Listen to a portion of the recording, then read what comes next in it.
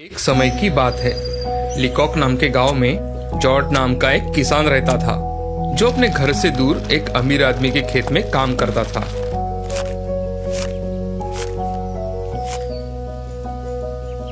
काम खत्म करके जॉर्ज जंगल के रास्ते से अपने घर लौट रहा था। रास्ते में उसे एक सुंदर नदी दिखाई दी। जॉर्ज वहां पानी पीने गया। वहां जाकर उसने देखा कि एक हिरन जख्मी हालत में पड़ा है। जॉर्ज ने उसे तुरंत मरहम लगाया और प्यार से उसको सहला रहा था। तभी एक आवाज आई, जॉर्ज, जॉर्ज। जॉर्ज ने इधर उधर देखा। वहां जंगल के अलावा कोई नहीं था।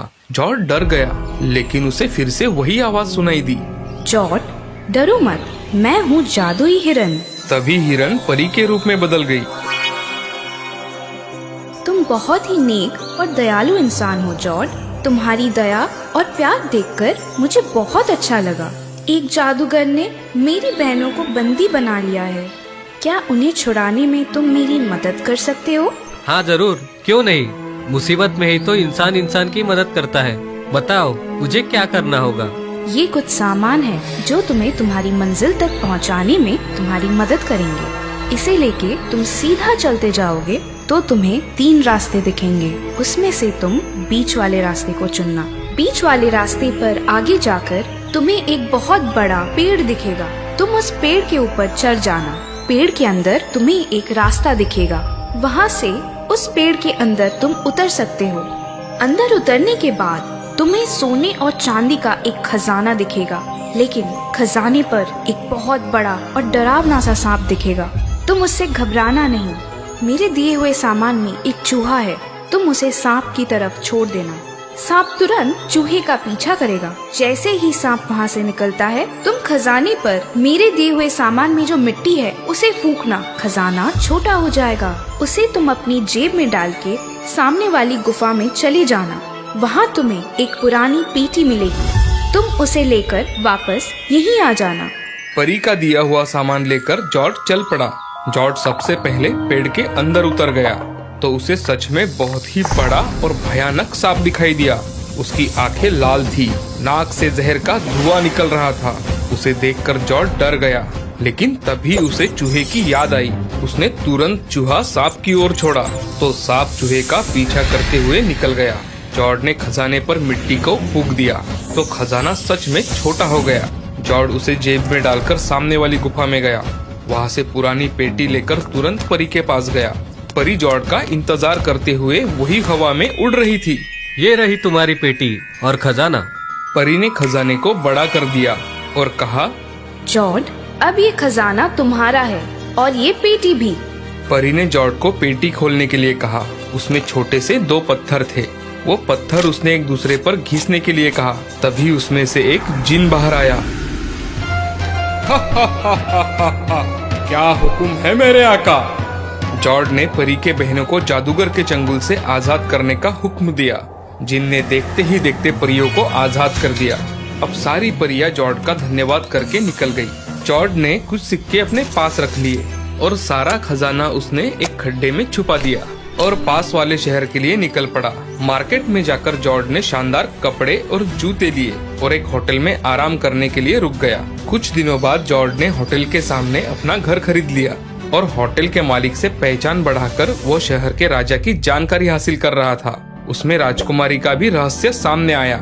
जॉर्ज ने होटल मालिक से कहा, क्या मैं राजकुमारी को देख सकता हूँ? उसे कोई नहीं देख सकता, क्योंकि वो सोने के महल में रहती है। और हाँ, महल के चारों दिशाओं में ऊंची ऊंची दीवारें हैं। राजा और रानी के अलावा वहाँ किसी अन्य व्यक्ति को प्रवेश नहीं है।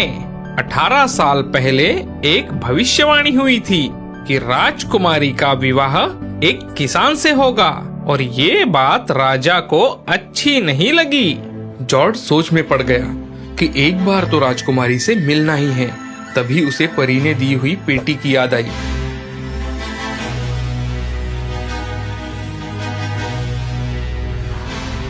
रात होते ही उसने पेटी खोली।